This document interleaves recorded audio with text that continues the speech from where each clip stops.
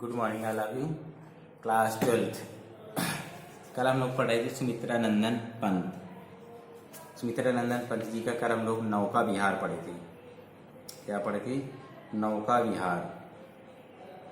आज हम लोग अगला शीर्षक पढ़ेंगे बापू के प्रति। सुमित्रा नंदन पंत का अभी वही चैप्टर चल रहा है, चैप्टर नंबर 7। क्या पढ़ेंगे? बापू के प्रति। देखिए,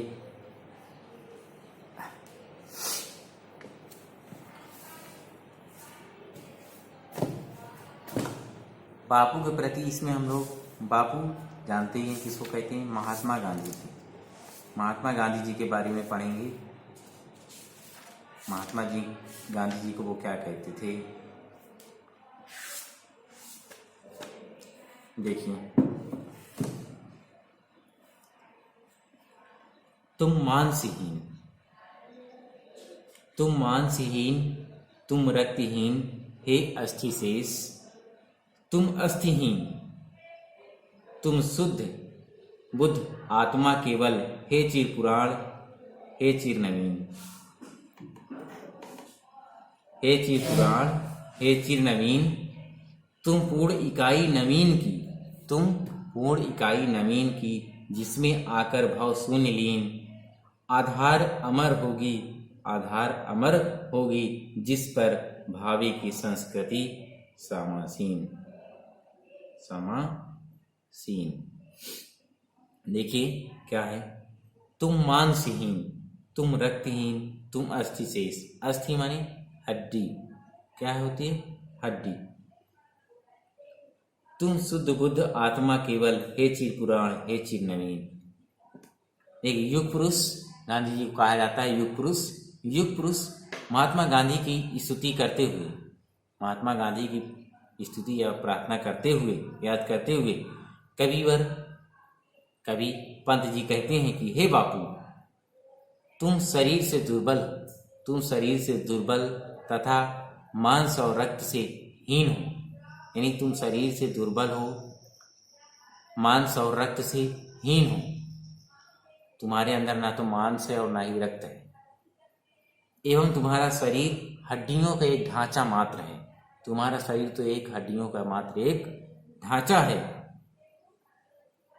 तुम शुद्ध बुद्ध आत्मा केवल, हे चिर पुराण, हे नवीन। उसे देखकर ऐसा प्रतीत होता है, यानी तुम्हारी इन हड्डियों के जो तुम्हारा शरीर है हड्डियों का ढांचा मात्र, उसे देखकर ऐसा प्रतीत होता है कि तुम्हारे शरीर में अस्थियां भी शेष नहीं है। अर्थात ऐसा लगता है जैसे हड्डियां भी नहीं बची हुई हैं। तुम शुद्ध बुद्ध आत्मा केवल, हे चिर पुराण, हे चिर नवीन, हे चिर पुराण, हे चिर नवीन। तुम पवित्र ज्ञान से युक्त, तुम पवित्र ज्ञान से युक्त आत्मा वाले हो। तुम पवित्र ज्ञान से युक्त आत्मा वाले हो। तुम में प्राचीन और नवीन आदर्शों का समन्वय है। क्या है? तुम्हें चिर पुराण यानी प्राचीन, नवीन मतलब नया। तुम्हें प्राचीन और नवीन आदर्शों का समन्वय, अर्थात तुम प्राचीन आदर्शों के साथ साथ, प्राचीन आदर्शों के साथ साथ नए नए आदर्शों को भी स्वीकार करते हो, नए नए आदर्शों को भी स्वीकार करते हो। हे बापू, हे बापू, तुम में जीवन की पूर्णता है। हे बापू, तुम में जीवन की पूर्णता है, जिसमें विश्व की समस्त असारता लीन हो जाएगी। क्या करें? तुम पूर्ण इकाई जीवन की, क्या करें? तुम पूर्ण इकाई जीवन की। हे बापू, तुम जीवन की पूर्णता हो, जिसमें असार भाव शून्य लीन, जिसमें विश्व की समस्त असारता है, जी कहीं पूरा विश्व लीन हो जाएगा। आधार अमर होगी, जिस पर भावी संस्कृति समासीन। हे बापू, तुम्हारे जीवन के आदर्शों पर, हे बापू, तुम्हारे जीवन के आदर्शों पर भविष्य की संस्कृति और सभ्यता का उचित प्रकार से प्रतिष्ठित हो गया। अर्थात तुम्हारे द्वारा सिखाए गए आदर्श ये भविष्य में आधार बनेंगे, भविष्य के निर्माण का आधार होंगे। फिर से समझिए थोड़ा से। तुम मांसहीन, तुम रक्तहीन, हे अस्थिशेष तुम अस्थिहीन, तुम शुद्ध बुद्ध आत्मा केवल, हे चिर पुराण, हे चिर नवीन। क्या कह रहे हैं युग पुरुष महात्मा गांधी जी के बारे में? पंत जी कहते हैं, हे बाबू, तुम शरीर से अत्यंत दुर्बल, मांस और रक्त से हीन हो। तुम्हारा शरीर हड्डियों का एकमात्र ढांचा है। उसे देखकर ऐसा प्रतीत होता है जैसे तुम्हारे शरीर में हड्डियां विशेष नहीं है। तुम पवित्र ज्ञान से युक्त आत्मा वाले हो। तुम्हें प्राचीन और नवीन आदर्शों का समन्वय है। तुम प्राचीन आदर्शों के साथ साथ नए नए आदर्शों को भी स्वीकार कर लेते हो। हे बापू, तुम्हें जीवन की पूर्णता है, अर्थात तुम्हारे जीवन के अंदर तुम जीवन से परिपूर्ण हो एकदम। तुम्हारे अंदर विश्व की समस्त आशाता लीन हो जाए। हे बापू, तुम्हारे जीवन के आदर्शों पर भविष्य की संस्कृति और सभ्यता उचित प्रकार से प्रतिष्ठित होगी। कह रहा है कि तुम्हारे जीवन के आदर्शों पर ही भविष्य की संस्कृति और सभ्यता उचित प्रकार से आधारित होगी। यानी तुम्हारे आदर्शों पर ही भविष्य की संस्कृति और सभ्यता का आधार तुम्हारे आदर्श ही बनेंगे। देखिए अगला, तुम मांस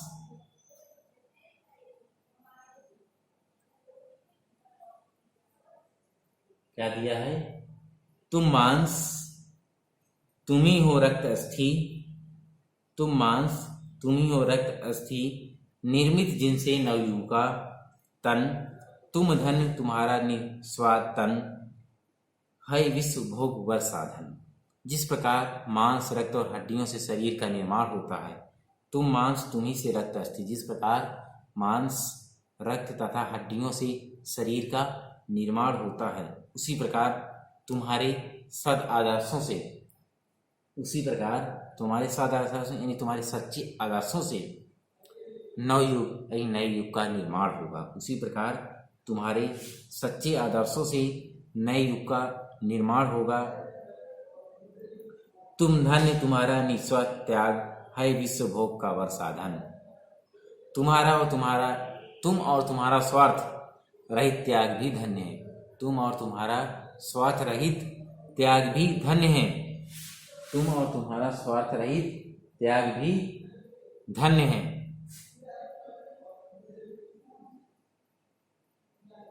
तुम और तुम्हारा स्वार्थ रहित त्याग भी धन्य है, अर्थात तुम्हारा निस्वार्थ भावना से किया गया त्याग ही, अर्थात तुम्हारा निस्वार्थ भावना से किया गया त्याग ही मानव जाति के कल्याण का कारण बनेगा। तुम्हारा निस्वार्थ भावना से किया गया त्याग ही मानव जाति के कल्याण का कारण बनेगा। इस भस्म, देखिए तात्पर्य कहने मतलब यह, तुम अपनी समस्त कामनाओं को त्याग कर इस भस्म काम तन की रज से जग पूर्ण काम नव जीवन को, क्या कह रहे हैं, तुमने अपनी समस्त कामनाओं को त्याग कर भारत को स्वतंत्र कराकर भारतवासियों को स्वतंत्रता प्रदान की। यानी तुमने अपनी सारी कामनाओं की इच्छाओं को त्याग दिया और भारतवर्ष को स्वतंत्र करा दिया और भारतवासियों को भी स्वतंत्रता प्रदान करा दी। यह जग पूर्ण काम नव जग जीवन, बीनेगा सत्य अहिंसा के ताने बानों से मानव पानवपन। यह नवीन जगत अब अपनी इच्छाओं और कामनाओं से, यह नया संसार, जो नया जीवन मिला है लोगों को, अपनी इच्छाओं और भावनाओं से भस्म करके उसकी धूलि से सत्य और अहिंसा के सिद्धांत को प्राप्त करेंगे। यानी नया जो जीवन है, ये लोग अपनी इच्छाएं और भावनाओं को तुम्हारी धूल यानी सत्य और अहिंसा के सिद्धांत को प्राप्त करेगा। जिस प्रकार ताने बानों के योग से बीनेगा सत्य अहिंसा के ताने बानों से मानव अपना, जिस प्रकार ताने बानों के योग से सुंदर वस्त्र बनकर तैयार हो जाता है, जिस प्रकार ताने बानों के योग से सुंदर वस्त्र बनकर तैयार हो जाता है, उसी प्रकार आपके द्वारा निर्धारित सत्य और अहिंसा, आपके द्वारा निर्धारित सत्य और अहिंसा ताने बानों से मानव जीवन सुखी और समृद्ध बन सकेगा। मानव जीवन सुखी और समृद्ध बन सकेगा।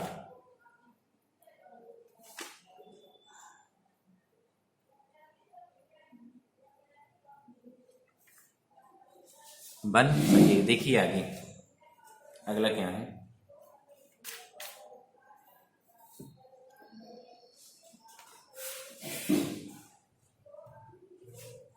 सुख भोग खोजने आते सब, सुख भोग खोजने आते सब, आए तुम करने सत्य खोज। देखिए क्या कह रहे हैं। सुख भोग खोजने आते सब, आए तुम सत्य करने, आए तुम करने सत्य खोज। जग की मिट्टी के पुतले जन, तुम आत्मा के मन के मनोज। पंत जी आगे क्या कहते हैं। पंत जी कहते हैं, हे बापू, हे बापू, सुख भोग खोजने आए सब। हे बापू, प्रायः सब लोग, समस्त प्राणी पृथ्वी पर जन्म लेकर सुख की कामना करते हैं। पंत जी क्या कहते हैं कि हे बापू, समस्त प्राणी पृथ्वी पर जन्म लेकर सुख की कामना करते हैं कि हमको सुख ही सुख प्राप्त हो इस पृथ्वी पर। परंतु आपने इस पृथ्वी पर सत्य की खोज के लिए, अवतार लिया है। किस लिए आए हैं आप?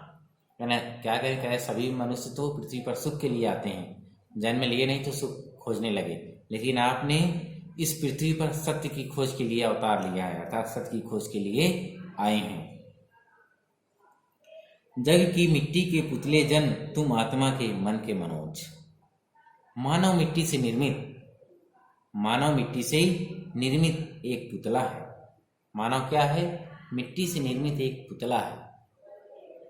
यह हम सब लोग जानते हैं। आपको कबीरदास के दोहों में पढ़ाया था, मन कांचा कुंभ बताया था इसे ना, शरीर वाला बताया था कि यह शरीर एक कच्चे घड़े के समान है, एक कच्ची मिट्टी के बर्तन की समान है। वही यहाँ भी बता रहे हैं कि मानव मिट्टी से निर्मित एक पुतला है। मानव मिट्टी से बना हुआ एक क्या है? पुतला है। वह यहाँ मिट्टी से बनकर आता है और मिट्टी में ही मिलकर चला जाता है। कह रहे वह मिट्टी में मिलकर आता है और मिट्टी से मिलकर चला जाता है, यानी मिट्टी से बनकर आता है और मिट्टी में मिलकर चला जाता है। हे बापू, आप भी मिट्टी के बने थे। हे बापू, आप भी मिट्टी के बने थे, परंतु आपके उस मिट्टी निर्मित शरीर में क्या कह रहे हैं पंत जी? कह रहे बापू, यहाँ मानव मिट्टी से निर्मित है, मानव मिट्टी द्वारा बना हुआ है, मिट्टी से बनकर आता है और मिट्टी में मिल जाता है। हे बापू, आप भी मिट्टी से बने थे, परंतु आपके उस मिट्टी निर्मित शरीर में सत्य आत्मा निवास करती थी। आपकी उस सत्य आत्मा निवास करती थी तथा आप मन को प्रसन्न करने वाले कमल के समान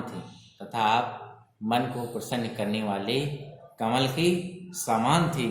आपने मानव की समान थे। क्या कह रहे हैं कि आप मन को प्रसन्न वाले कमल, मनोज मन होता है कमल, मन को प्रसन्न वाले कमल के समान थे। आगे देखिए, उड़ता हिंसा स्पर्धा में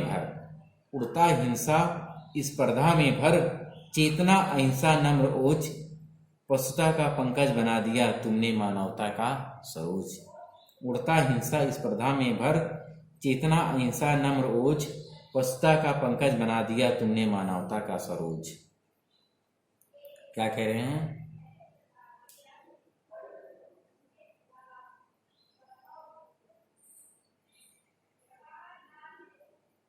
देखिए क्या करें आगे। कह रहे हैं आप, हे बापू, आप मानव की अकर्मण्यता, यानी अकर्मण्यता जो कर्म नहीं करते हैं, हिंसा एवं प्रतिद्वंदिता को दूर करके आप मनुष्य की अकर्मण्यता यानी उनका आलसपन कहा जाए तो, हिंसा एवं प्रतिद्वंदिता को, जो हिंसा करते थे, आपस में प्रतिद्वंदी थे, लड़ाई झगड़े करते थे, इसको आप दूर करके उसमें ज्ञान, अहिंसा और मानवीय गुणों को जागृत किया है मानवीय गुणों को भर दिया है। क्या करें? करे हे बापू, आपने मानव की आलस्यता यानी का आकर्मणता, हिंसा एवं प्रतिद्वंदिता को दूर करके उसमें ज्ञान, अहिंसा और मानवीय गुणों को भर दिया है। पशुता का पंकज बना दिया तुमने मानवता का सरोज। हे बापू, आपने मानव समाज में, हे बापू आपने मानव समाज में व्याप्त, हे बापू आपने मानव समाज में जो फैला हुआ वर्ग भेद है, क्या फैला हुआ वर्ग भेद है, फैला हुआ वर्ग भेद है, यानी ऊंच नीच का इन सब का जो वर्ग भेद है, जाति भेद है, हिंसा है आदि की कीचड़ में, कह रहा इन ऐसे कीचड़ में इनको क्या बताया गया कवि ने, कह रहा है वर्ग भेद, जाति भेद, हिंसा, ये सब कह रहे हैं ये कीचड़ है। और इस कीचड़ में कमल को, इस कीचड़ में उत्पन्न कमल को, इस कीचड़ में उत्पन्न कमल को सत्य, अहिंसा, त्याग और मानवता रूपी स्वच्छ सरोवर में उत्पन्न कमल के समान बना दिया है। और आपने क्या बना दिया इनको, ये ऐसे कीचड़ जो थे, इस कीचड़ में उत्पन्न कमल को, ऐसे कीचड़ में जो लोग उत्पन्न हुए थे इनको आपने क्या बना दिया है, सत्य, अहिंसा, त्याग और मानवता रूपी स्वच्छ सरोवर में एक उत्पन्न एक कमल के समान बना दिया है। जिनके अंदर पहले हिंसा थी, प्रतिद्वंदिता, आपस में लड़ाई झगड़े करते थे, आलस्य भरा हुआ था, आज वही सत्य, अहिंसा और त्याग के मार्ग पर चल रहे हैं। ये सब आपका ही किया हुआ कमाल है। देखिए अब आगे नेक्स्ट देखिए, अगला है पशु बल की कारा से जग को, पशु बल की कारा से जग को दिखलाई आत्मा की विमुक्ति, पशु बल की कारा से जग को दिखलाई आत्मा की विमुक्ति, विद्वेष घृणा से लड़ने को, विद्वेष घृणा से लड़ने को दिखलाई दुर्जय प्रेम युक्ति, दिखलाई दुर्जय प्रेम युक्ति।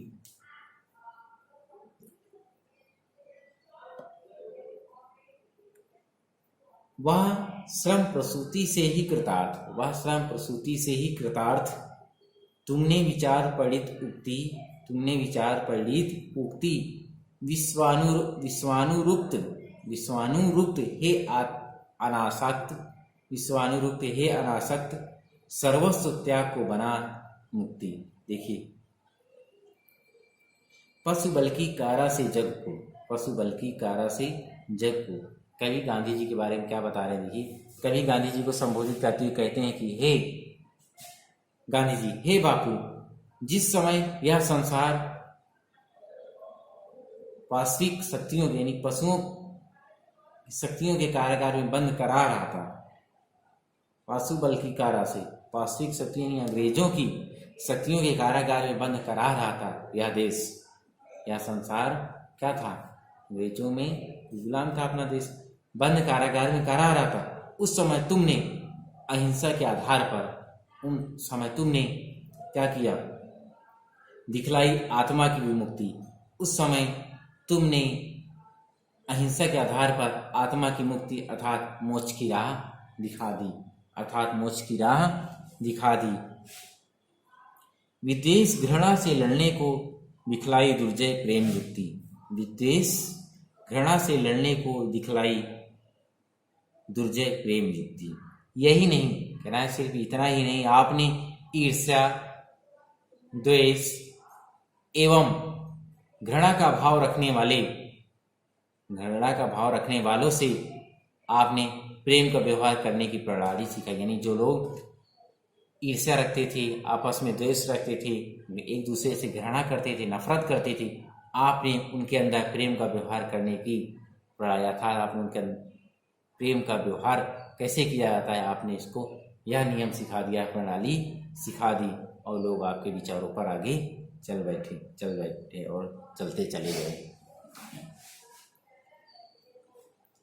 वह श्रम प्रसूति से ही कृतार्थ, वह श्रम प्रसूति से ही कृतार्थ, तुमने विचार पढ़ित उक्ति। क्या कह रहे हैं कि हे बापू, आपने अपने विचारों को मात्र कथन तक सीमित नहीं रखा। हे बापू, आपने अपने विचारों को मात्र कथन तक नहीं, यानी कि ये नहीं कि कह दिया तो बस हो गया, अपने विचार कहने तक आपने नहीं रखा है, बल्कि उन्हें आपने व्यवहारिक रूप में परिवर्तित करके दिखाया है। अर्थात आपने जो कहा है कथन, यानी सत्य, अहिंसा और प्रेम का, आपने उसको अपनाया है, अपनाकर लोगों को दिखाया, तब लोगों ने विश्वास किया है। इस प्रकार आपने अपने विचारों के अनुरूप व्यवहार एवं कार्य के संबंध में कहे जाने वाले कथनों को क्या कह रहे हैं? इस प्रकार आपने विचारों के अनुरूप व्यवहार एवं कार्य के संबंध में कहे जाने वाले कथनों को अपने श्रेष्ठ कर्म के माध्यम से कृतार्थ कर दिया है। यानी आपने जो कहा है, जो कथन कहे हैं, जो जितने कथन कहे आपने, उसका कर्म करके आपने दिखा दिया है। सर्वस्व त्याग को बना मुक्ति। कह संसार के प्रति प्रेम भाव रखने वाले तथा आसक्ति रहित हे गांधी जी, हे बापू, आप सर्वस्व त्याग कर मोक्ष प्राप्त करने वालों में से हैं। यानी आप सब कुछ त्याग कर मोक्ष प्राप्त करने वालों में से हैं।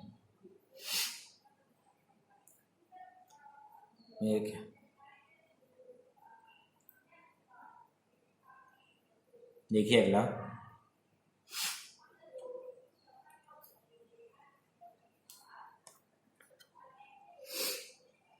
देखिए आगे,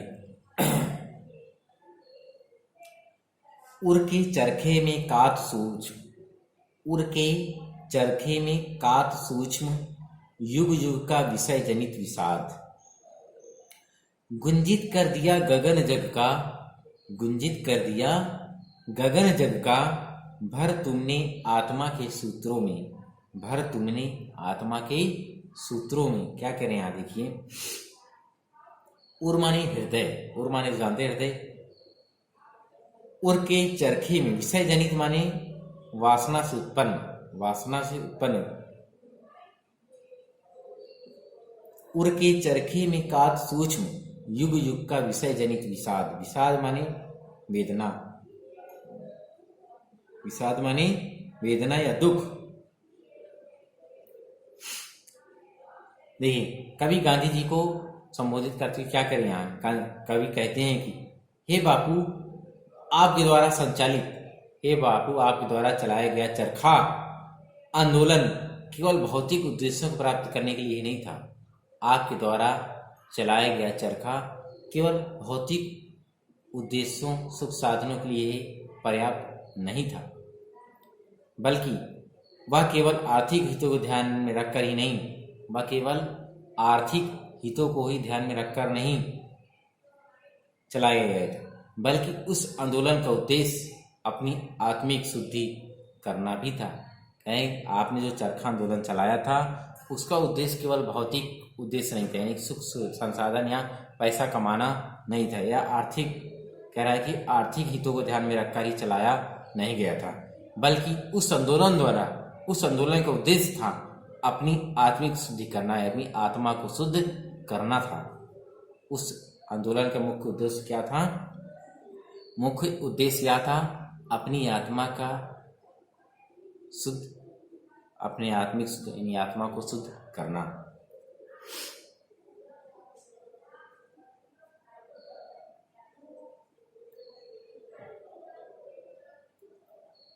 कह विषय जनित विषाद गुंजित कर किया गगन जग का भर तुमने आत्मा के सूत्रों में।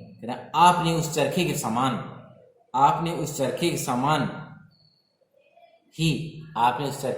ही अपने हृदय के चरखे पर कितने ही युगों से छिपी हुई वेदना को काट कर, कहें कि आपने उस चरखे के समान अपने हृदय में, कह रहे उस चरखे के समान आपका हृदय जो है, आपने हृदय के चरखे पर, यानी हृदय रूपी चरखे पर कितने ही युगों से, कितने ही समय से चली आ रही छिपी हुई इस वेदना को, इस करुणा को, रूपी काट कर, यानी सूत काट कर उसका रूप परिवर्तित कर दिया। इस वेदना को आपने काट कर पता नहीं कितने रूप में परिवर्तित कर दिया, इस दुख को पता नहीं कितने रूप में आपने परिवर्तित कर दिया है। जैसे चरखे में सूत का रूप परिवर्तित हो जाता है, उसी प्रकार आपके हृदय रूपी चरखे ने, आपके हृदय रूपी चरखे ने युगों से चली आ रही इस वेदना को, कौन सी वेदना, जो अंग्रेजों के हम गुलाम थे, इस वेदना को उन्होंने क्या किया है, परिवर्तित कर दिया है।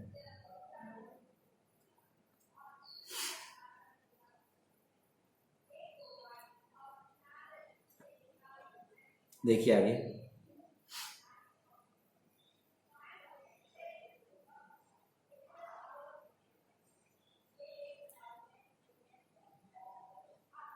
रंग रंग, देखिए और आगे क्या कह रहे, भौतिक वासनाओं का परित्याग करके, भौतिक वासनाओं का आपने परित्याग कर दिया, यानी भौतिक सुख सुविधाओं का आपने परित्याग कर दिया, त्याग दिया।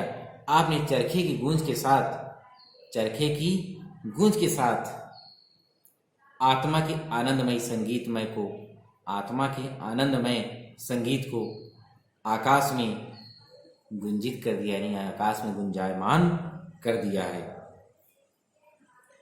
कह रहे रंग रंग खद्दर के सूत्रों में, रंग रंग खद्दर के सूत्रों में नवजीवन आशा स्पृहयाद, रंग रंग खद्दर के सूत्रों में नवजीवन आशा स्पृहदाद, मानवीय कला के सूत्रधार हर लिया यंत्र कौशल प्रवाद, हर लिया यंत्र कौशल प्रवाद, हर लिया यंत्र कौशल प्रवाद।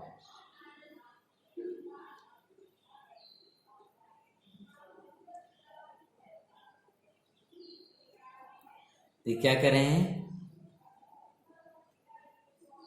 आपने चरखे से काती हुई सूत से बनी खादी को, आपने चरखे से काती हुई सूत से बनी खादी को रगने के साथ ही आपने उस खादी में जीवन की नवीन आशा, नई आशा और उल्लास को भर दिया।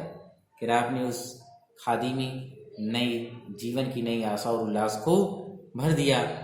मानव जीवन के लिए नवीन युग, नवजीवन, मानव जीवन के लिए नए युग और एक नवीन कला का सूत्रपात किया है। आपने मानव जीवन के लिए एक नए युग का और एक नई कला का सूत्रपात, ये कई नई कला का आपने खोज किया है।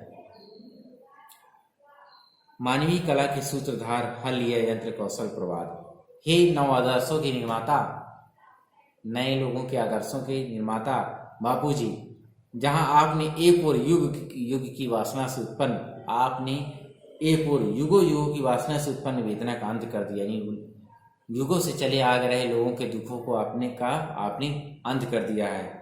वहीं आपने यंत्रीकरण से, यानी चरखे के यंत्रीकरण से उत्पन्न संघर्ष एवं दुख को भी दूर कर दिया है, उत्पन्न संघर्ष एवं दुख को भी दूर कर दिया है। अर्थात आत्मिक ज्योति से, अर्थात आपने आत्मा की जो अपने, अर्थात आपने अपनी आत्मा की ज्योति से प्रकाशमान एक नवीन सभ्यता का प्रारंभ कर दिया है, एक नई सभ्यता का प्रारंभ कर दिया है।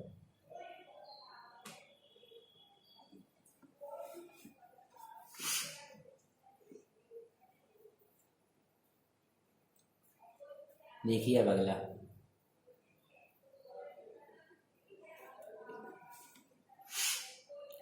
साम्राज्यवाद था कंस, साम्राज्यवाद था कंस बंदिनी मानवता, साम्राज्यवाद था कंस बंदिनी मानवता, पशु बलाक्रांत, पशु बलाक्रांत, श्रृंखला दास्ता प्रहरी बहु, निर्मम शासन पद शक्ति श्रांत।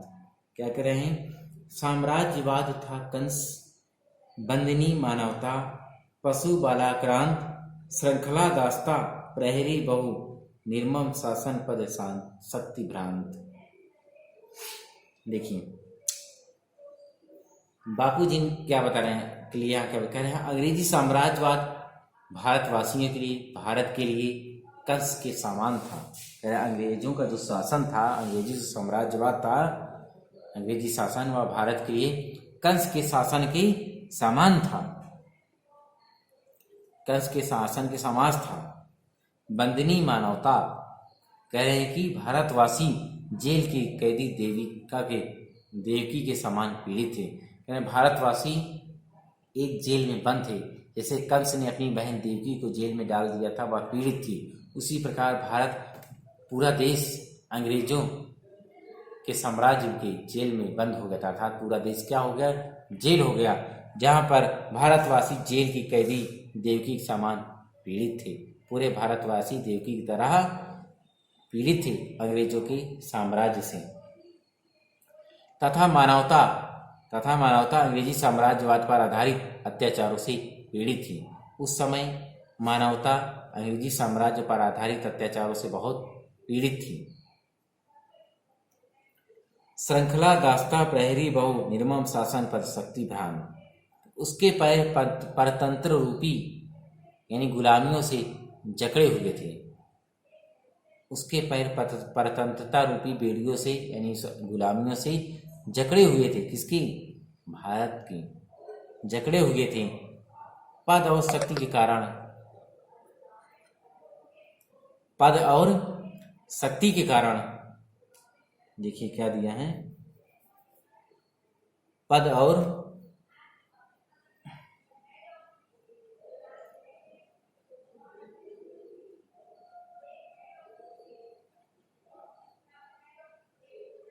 पद और शक्ति के कारण भ्रमित शासन के उच्च पदों पर कार्य करने वाले निर्दयी अधिकारी ही जेल के पहरेदार थे। निर्दयी अधिकारी ही जेल के पहरेदार थे।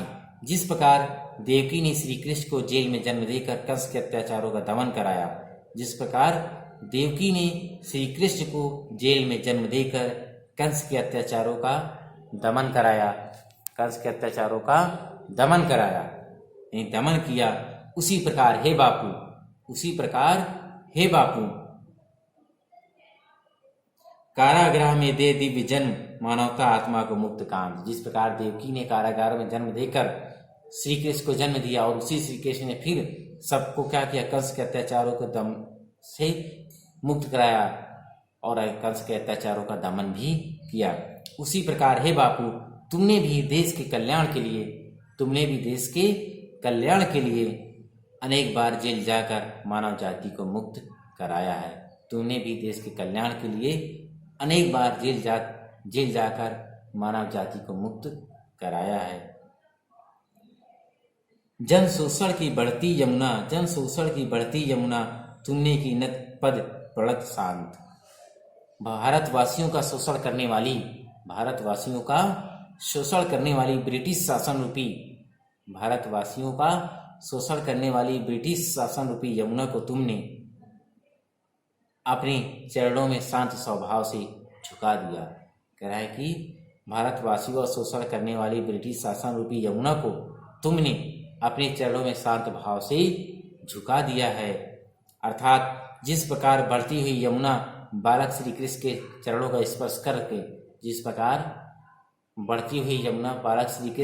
का स्पर्श करके अपनी चंचलता छोड़कर समान गति से प्रवाहित होने लगती है,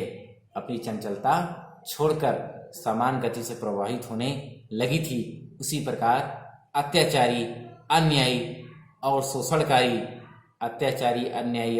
शोषणकारी विदेशी राज्य सत्ता बापू के समक्ष झुक गई और भारत और देश कंस जैसे आतताई शासक से मुक्त हो गया।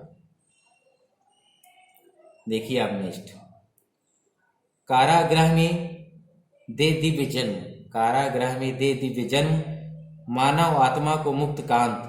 कारागृह में दे दिव्य जन्म मानव आत्मा को मुक्त कांत। जन शोषण की बढ़ती यमुना तुमने की न पद पड़ा शांत। ये हो गया है, आगे देखिए।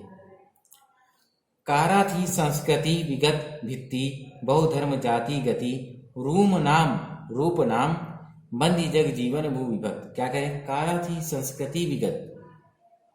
संस्कृति विगत भित्ति बहुधर्म जाति गति रूप नाम बंदी जग जीवन भू विभक्त विज्ञान मूढ़ जन प्रकृति काम। आए तुम मुक्त पुरुष कहने मिथ्या जड़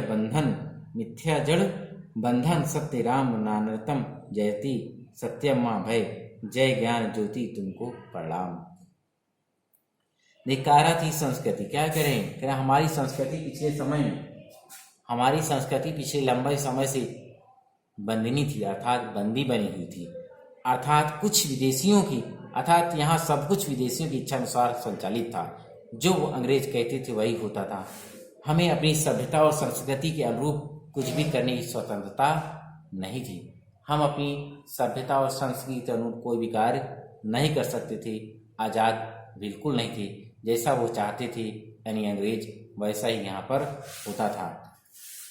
तभी हमारे बीच में बहुधर्म जाति गति रूप नाम, हमारे बीच में धर्म जाति ऊंच नीच गोरे काले आदि की अनेक दीवारें खड़ी थी। उस समय हमारे बीच में धर्म जाति ऊंच नीच गोरे काले आदि की अनेक दीवारें खड़ी थी, जो हमारी प्रगति में बाधा डाल रही थी, जो हमारी प्रगति में, जो हमारी उन्नति में, आगे बढ़ने में बाधा डाल रही थी। ऐसी तमाम सी बाधाएं हमारे सामने थी। विज्ञान मूढ़ जन प्रगति काम, आए तू मुक्त पुरुष कहने को। इस प्रकार संपूर्ण सामान्य जनजीवन कैद में था। इस प्रकार संपूर्ण सामान्य जनजीवन कैद में था। संपूर्ण धरती क्षेत्रीयता और भाषावाद आदि के आधार पर बटी हुई थी। संपूर्ण धरती क्षेत्रीयता और भाषावाद आदि के आधार पर बटी हुई थी। विज्ञान की प्रगति के कारण विवेकहीन मनुष्य प्रकृति को अपनी इच्छा अनुसार संचालित करने का प्रयत्न कर रहा था। क्या है? विज्ञान की प्रगति के कारण विवेकहीन यानी बुद्धिहीन मनुष्य प्रकृति को अपनी इच्छा अनुसार संचालित करने का प्रयत्न कर रहा था। ऐसी विषम परिस्थितियों में हे महात्मा गांधी, हे बापू, आप हमारे मध्य जीवन मुक्त योगी के रूप में अवतरित हुए, आए, आपका जन्म हुआ।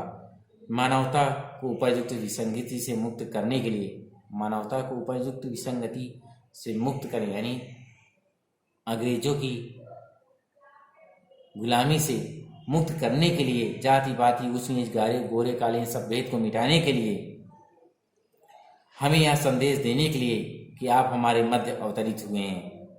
आप हमें यह संदेश देने के लिए या मिटाने के लिए, मुक्त करने के लिए ही आप हमारे बीच में आए हैं। इस संसार से सारे रिश्ते नाते झूठे और व्यर्थ हैं। आपने हमें यहाँ बताया इस संसार में सारे रिश्ते नाते झूठे सब व्यर्थ हैं।